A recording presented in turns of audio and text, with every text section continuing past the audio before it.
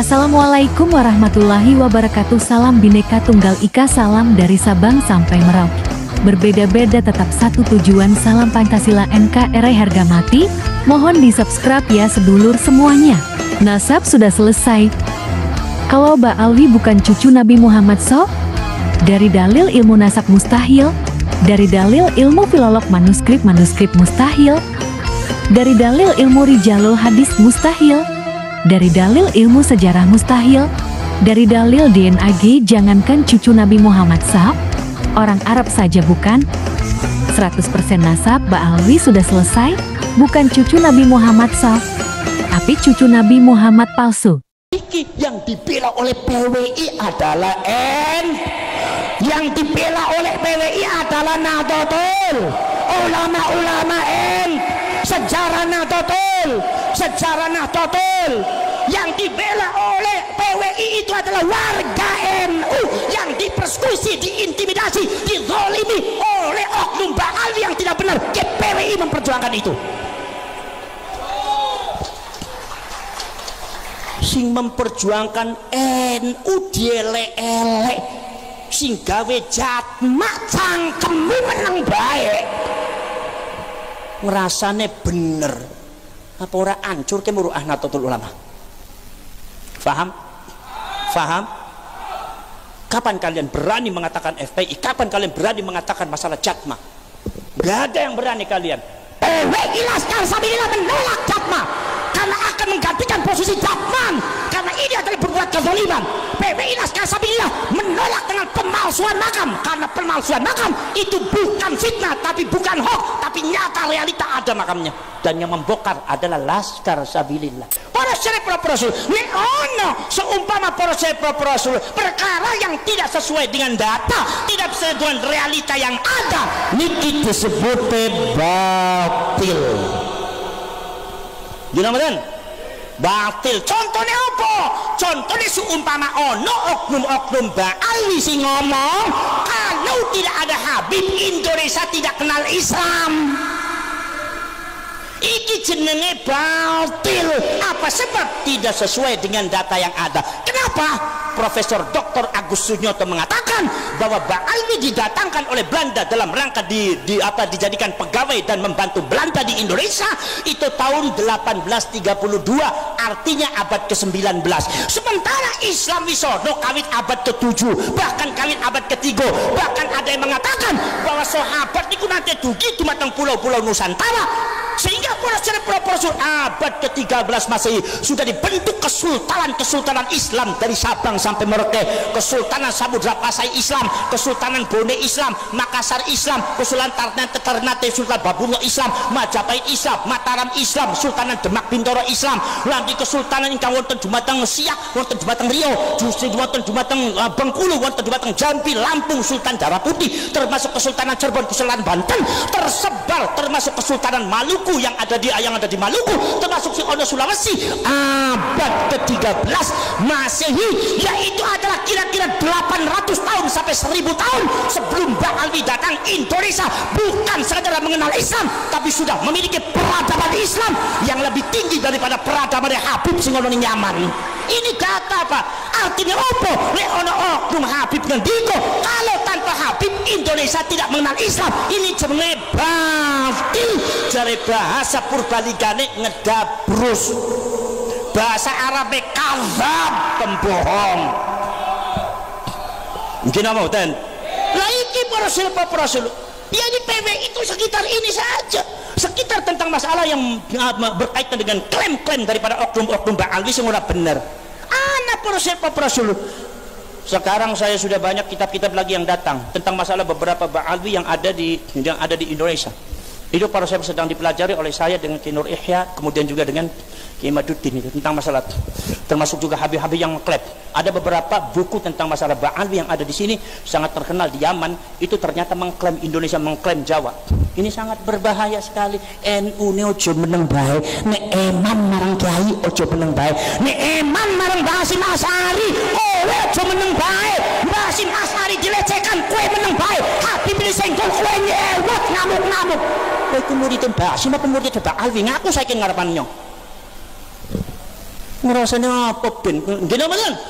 Ora bisa kaya kowe.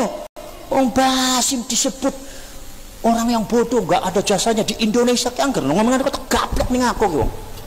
Gini mboten? Lah iki yang dibela oleh PWI adalah yang dibela oleh PWI adalah Nahdlatul ulama sejarah Nahdlatul yang dibela oleh PWI itu adalah warga NU yang dipersekusi, diintimidasi, dizalimi oleh oknum Ba'al yang tidak benar. PWI memperjuangkan itu. Sing memperjuangkan NU dielek-elek, sing gawe jatmak cangkemmu menang baik, ngerasane bener apa ora ancur ke muruah Nahdlatul Ulama. Faham? Kapan kalian berani mengatakan FPI? Kapan kalian berani mengatakan masalah jatma? Gak ada yang berani kalian. PWI Laskar Sabilillah menolak jatma karena akan menggantikan posisi jatman, karena ini adalah berbuat kezaliman. PWI Laskar Sabilillah menolak dengan pemalsuan makam, karena pemalsuan makam itu bukan fitnah, tapi bukan hoax, tapi nyata realita ada makamnya, dan yang membongkar adalah Laskar Sabilillah.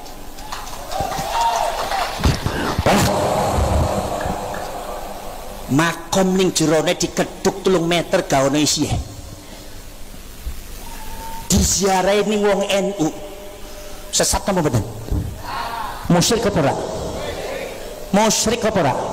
Sampeyan ziarah di makam Habib ini ternyata begitu dikeduk bikin makam palsu, sejarahnya tidak ada, masyarakatnya tidak kenal, tidak disebutkan dalam sejarah kampung tersebut, daerah tersebut tidak ada.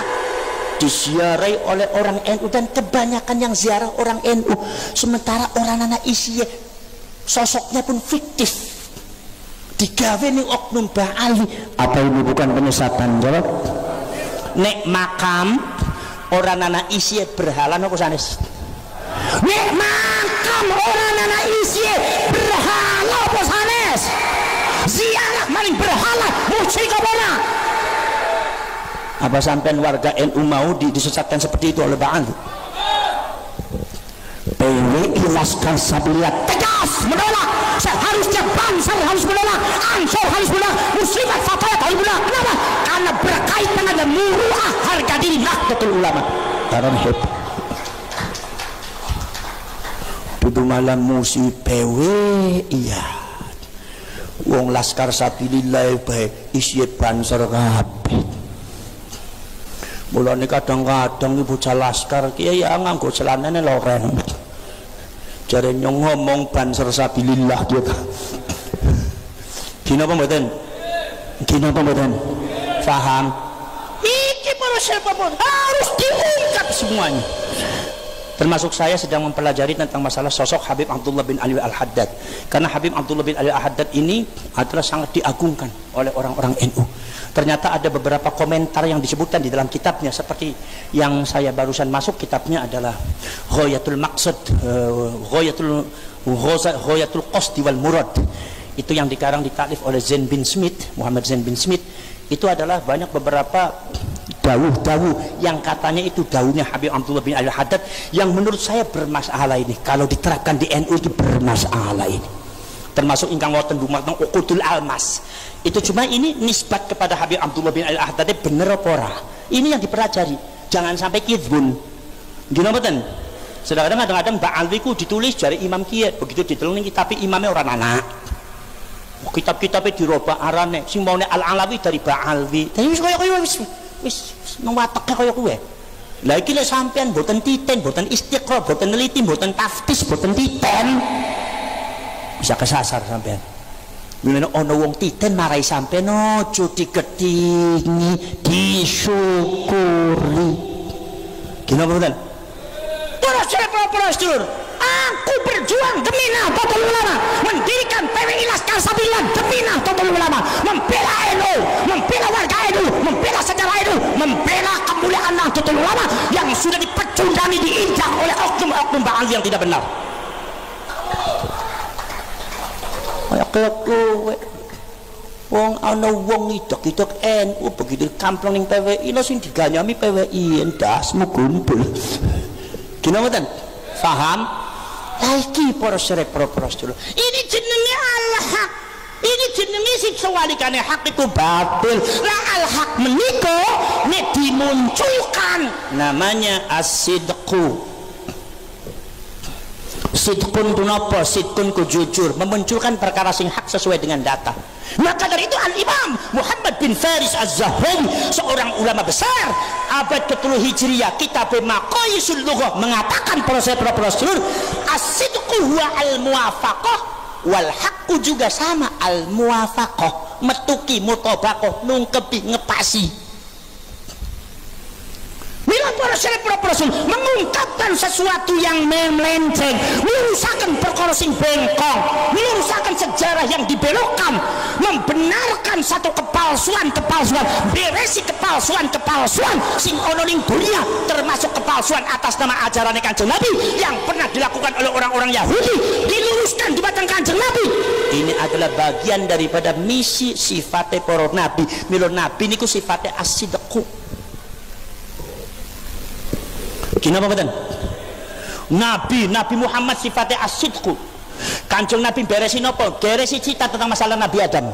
Nabi Muhammad meluruskan apa? Meluruskan cerita masalah yang berkaitan Nabi Dawud. Nabi Dawud sudah terpatri ada di dalam sejarah orang Yahudi, difitnah oleh orang Yahudi. Nabi Dawud itu adalah orang yang merebut istri orang. Nginon apa mboten? Melecehkan apa mboten?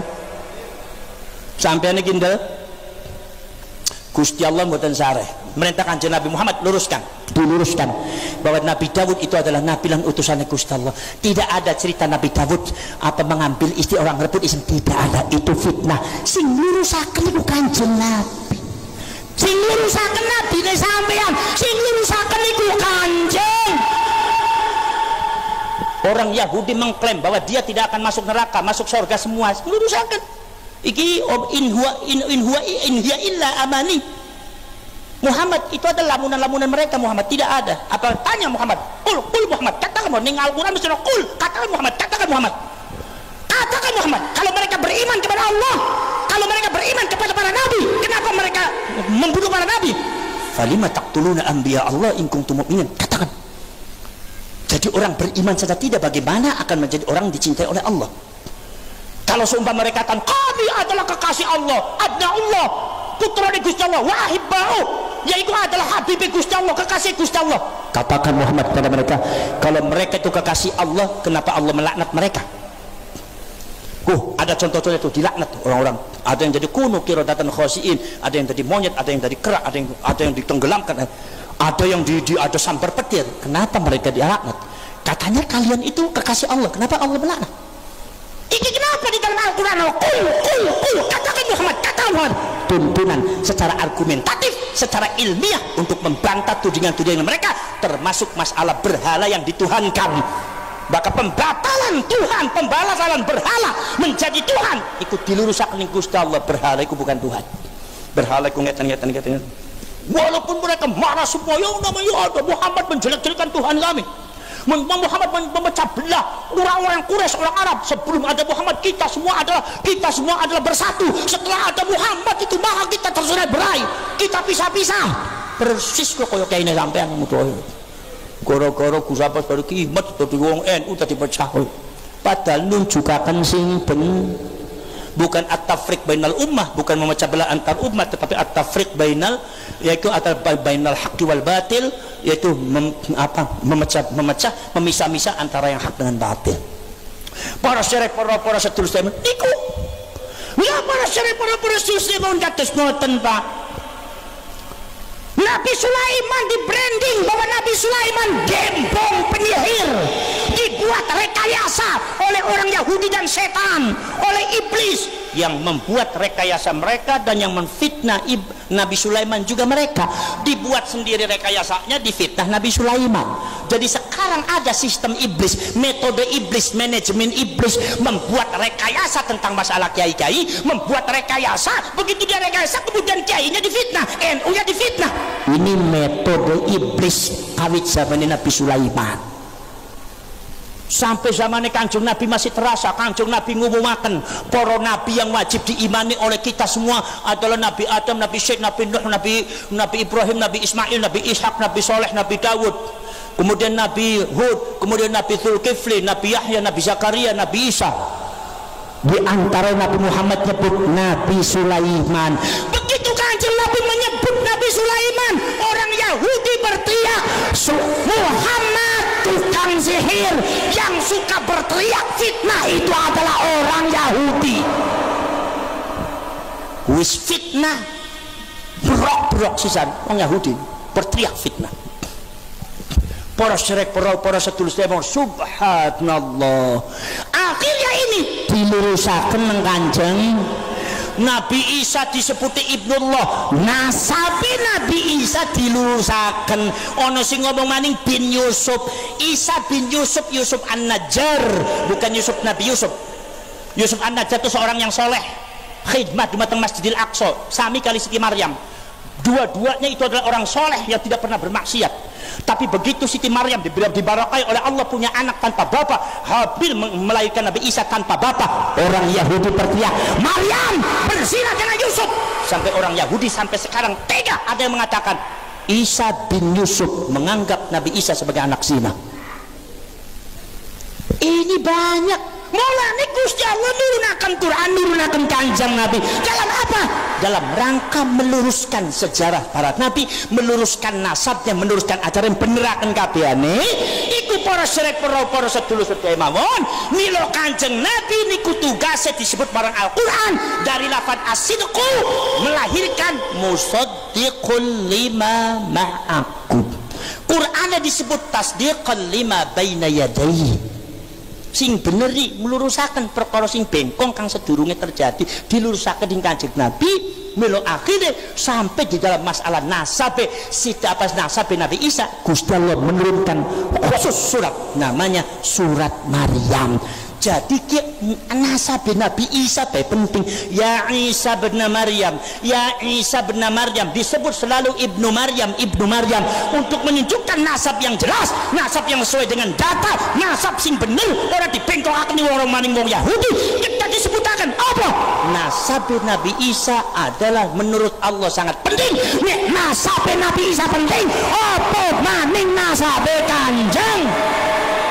Ya ono wong berbandingan diko, wis masalah nasab ora penting. Berarti orang anggap penting perkara Kanjeng Nabi. Munafik kowe. Ora usah dadi umat Kanjeng Nabi kowe. Ya ono wong berbandingan diko, wis masalah nasab ora penting. Berarti orang anggap penting perkara Kanjeng Nabi. Munafik kowe. Ora usah dadi umat Kanjeng Nabi kowe.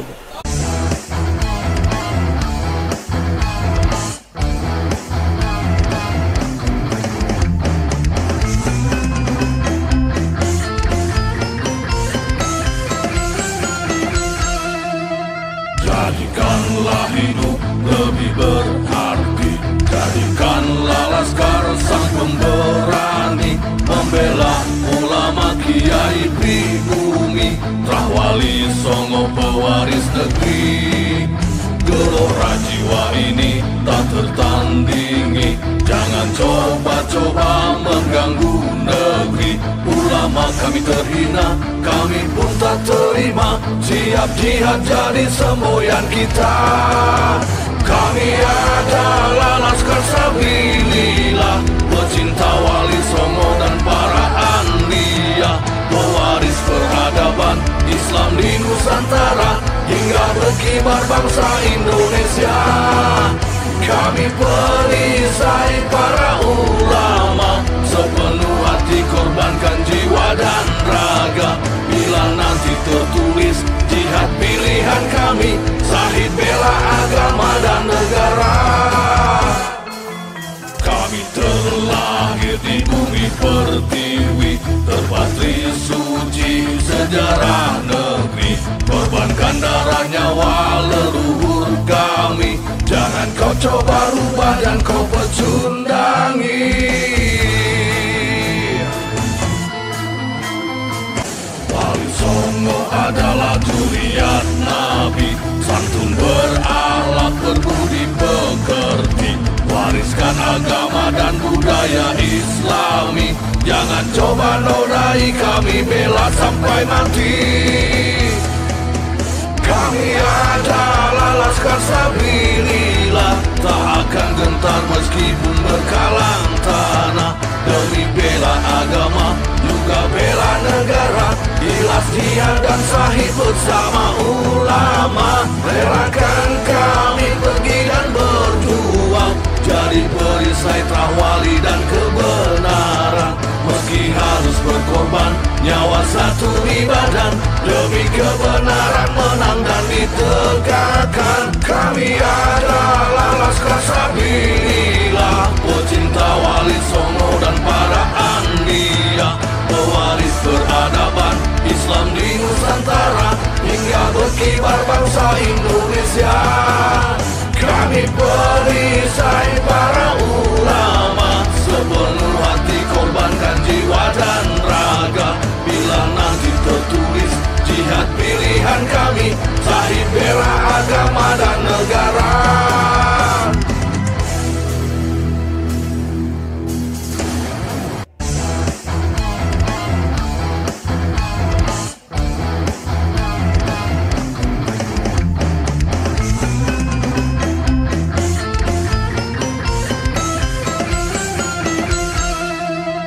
Jadikanlah hidup lebih berarti, jadikanlah Laskar sang pemberani, membela ulama kiai pribumi, Trawali Songo pewaris negeri.